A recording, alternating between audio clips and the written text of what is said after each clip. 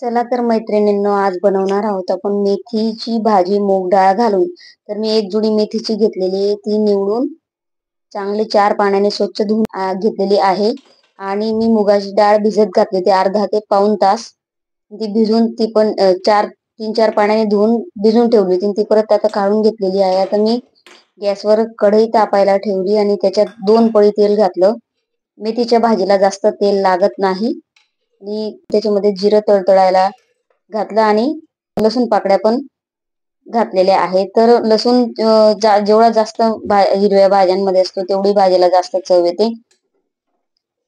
लसूण पण मी चांगला परतून घेते. लसूण परतून घेतल्यानंतर त्याच्यात मी हिरवी मिरची घातली. मिरची जरा मोठ्या मोठ्या आकारात कट केलेली आहे, कारण की ती खाताना निवडता यावी म्हणून. आणि मिरची परतल्यानंतर त्याच्यामध्ये ती मुगाची डाळ घातली, ती पण चांगली परतून घेणार आहे. डाळ शिजायला वेळ लागतो म्हणून मी आधी डाळ परतून घेते. परत त्याच्यात आता ती मेथीची भाजी घातली.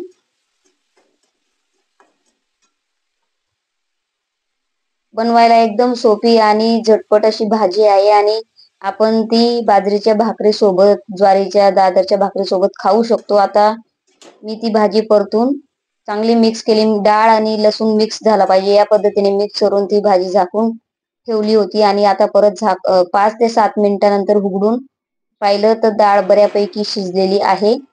आणि आता मी त्याच्यात मीठ घालणार आहे. आधी भाजी जास्त दिसत होती म्हणून तेव्हा मी मीठ घातलं नाही, कारण आपला मिठाचा अंदाज चुकतो. म्हणून हिरव्या पालेभाज्यांमध्ये भाजी शिजल्यानंतरच मीठ घालायचं. आता मीठ घालून परत चांगलं परतून परत झाकून ठेवलं. परत 5 मिनिटांनंतर झाकण उघडून भाजी चेक केली. छानपैकी अशी शिजलेली आहे आणि आपली झटपट अशी मेथीची भाजी तयार. आपण डब्यासाठीही ही डब्यामध्ये पाठवू शकतो. चपाती सोबत पण ही दादर, ज्वारी आणि बाजरीच्या भाकरी सोबत एकदम छान अशी लागते.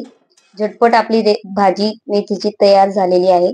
मैत्रिणींनो, चॅनलवर नवीन असाल तर चॅनलला सबस्क्राईब करा, व्हिडिओला लाईक करा आणि आपले व्हिडिओ शेअर करा.